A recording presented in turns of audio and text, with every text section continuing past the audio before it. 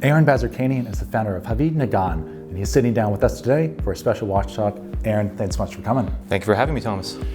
How did it all begin for you? I knew about Rolex and Patek Philippe, as most people do when they're first learning about the industry, for quite some time. But really what piqued the interest for the niche level of watchmaking was when I first learned about Frank Mueller. And I saw this thing, I think it was a $12,000 or $16,000 Casablanca Havana. The shape of the case and the way the numerals were done. And I was like, man, what the hell is that? Like, I knew Rolex and traditional, watchmaking. Yeah.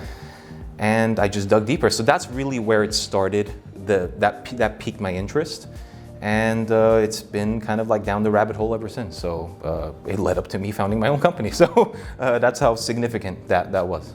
And you picked up a couple personal pieces along the way, right? Where should we begin? The first one that was high horology was the Black Seal, the 754 wire lug radio mirror.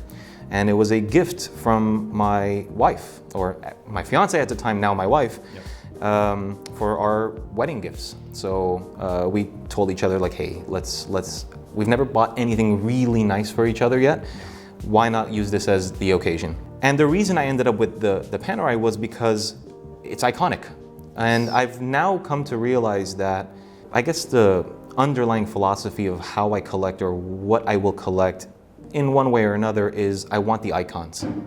Because they really make this industry different and something nuanced and unique. So, the shape of the Panerai case obviously is very different than what you normally associate with a watch. Exactly.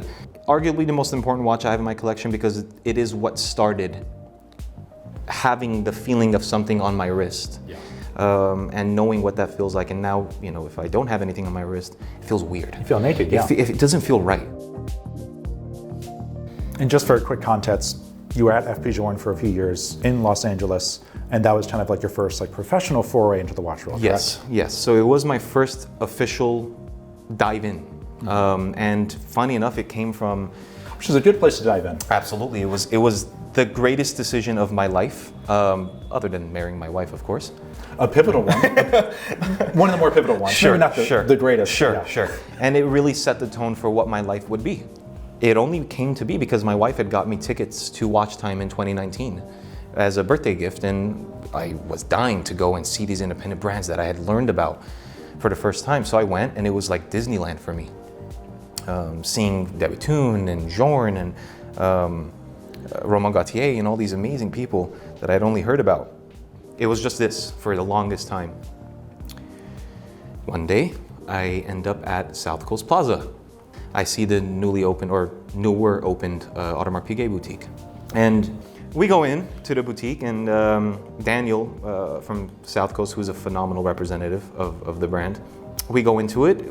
For an hour, we spoke about, what I think about the industry and where we're headed. And I know it's going to take 2, 3 years, 4 years, maybe never. I never get it because I don't have a spend profile at Audemars.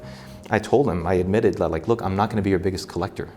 I'm not capable of being that. So this is very abnormal to where I come from, what I come from. And what I come from is, middle income immigrants. Father escaped the civil war in Beirut, and my mother from Syria, and they came with nothing, essentially nothing, and they just made their way.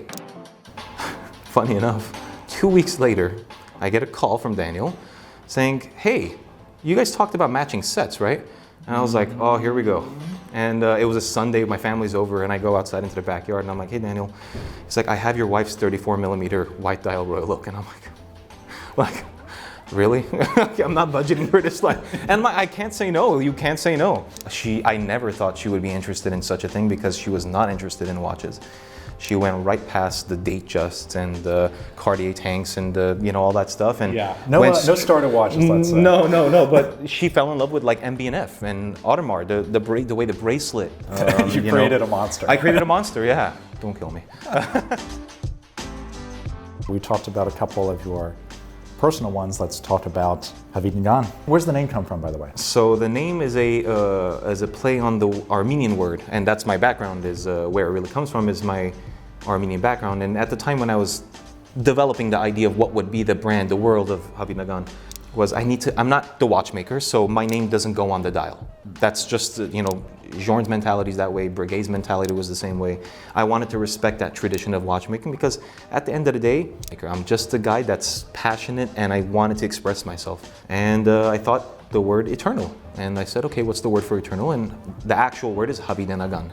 So I just split the word in half and I called it Havid Nagan. So that's what it means. The logo itself is the symbol of, sort of the symbol of hope for Armenia.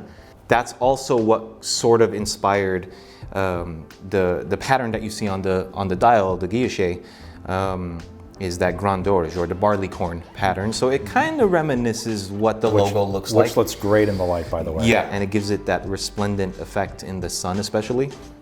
We did 3 different dial variants, plum, which is the purplish color, jade, which is the green color, and then the one you're holding is the Arca blue. What's the process like, just to pull back the curtain a little bit from going from something like this with a few different colors, including some neutral stuff, to, more of a tighter selection here. And we got date windows here too. Yes. So they were originally sampled to be a automatic watch with a date window. When I saw the date window on these samples, I was like, the first thing that came to mind was, I need to remove the date. Because it's taking away from what the dial is. A good gut feeling to have. Exactly. So you'll see that, it sort of has hard corners all over it, but it also has sort of organic shapes merged in. So initially when I was designing the watch and thinking about, okay, how is this gonna fit on my wrist? I didn't want it to be spring bars, only because everyone does it. And it just didn't make sense with the design. So I thought about, okay, it's gonna be a curved case. Let the whole thing curve around your wrist. So the strap, I wanted it to, they're called hooded lugs. So they're affixed via the case back, 2 screws in the back on each side. Vertical screws, yeah. Vertical screws. It really came from integrating the design in every aspect of the watch. So I wanted, when the strap was connected to it, I wanted it to feel total in design and appearance. So it wasn't separate components coming together. It was, the whole thing was just liquid, As I took more time researching the movement and, other dynamics of the watch itself, of course, luckily ended up on Schwartz Etienne's website. And I knew nothing about Schwartz Etienne up until that point, and I started going, like, man, like in-house manufactured calibers, they're doing their own hairsprings and balance wheels, and I'm like, this is it, like I think I found my people. I saw this movement and I said, this is the one, like this is perfect for what the OO will be. And the OO was and is meant to be the everydayer, the diver, with, it's 100-meter water resistant, and grade 5 titanium. It's modern, it's just bang it around, and do whatever you want with the watch. It's a simple live with it watch, hours and minutes with a beautiful dial. For people, and I know there are many who have a business idea out there, what kind of advice would you give them? Keep it simple would be my #1 advice. I've been approached by investors to, kind of cash infuse and give up equity, but I don't want to do that. So also knowing, even if it's not now, in the future, what sort of capitalization structure you're going to have, or what you're open to down the line. Do you want an exit strategy? You want to stick through it all the way? Exactly. So take your time studying that. What's your ultimate goal of success, or what's your measure of success for this kind of brand? You don't want this to be like, a 1,000-person company making 1 million watches a year. If I have 400, 500 collectors throughout the world, at the peak of it, years down the line, and that understand what I'm doing, that support it, that understand the vision of where I'm headed, that is my dream come true. I'm already living the dream because it's my own thing, and thankfully it's working out well. If it gets to that point, that will be I did it. Yeah, a core collector community. Yes. So I guess the KPI, if you want to call it that, would be the quality of community that I've put together. Yeah, and you're doing pretty well. You're almost sold out, almost, for anyone who is thinking about one. Yeah. But it's funny that you said baseline, as long as I can live and as long as I can fund the next thing. You're living, you're alive. I'm here. alive. I'm alive. And part 2, what's the next thing? So it is being designed and worked on now. So it will be the HN01. I've dubbed it Lucine. And if you're an Armenian, you know exactly where I'm headed with this. But if you're not Armenian, Lucine is the Armenian word for moon. So It will be playing on the moon. I won't give much more away. It will be thinner. It will be a little more nuanced, the case itself. And the biggest difference will be the dial layout and the design of what you see on the face of the watch. And for those curious, where can people follow you online? You can go to the website, havidnagan.com, or the Instagram where I'm very active, at Havid Nagan. And there's one email. There's one guy answering the emails. It's me. So yeah, Instagram, website. I think that wraps it all up. Like you said before, there's design, there's value proposition, but a lot of it just comes down to the man behind it all. Aren, thanks so much for coming by. Absolutely. Thank you. Good luck with all of your collector meetups. Good luck with all your travels, with your young and very growing business. Thank you. Strong success so far. We cannot wait to see what you have coming up. Thank you. Just the beginning. There we go. Aren Bazerkanian, Havid Nagan.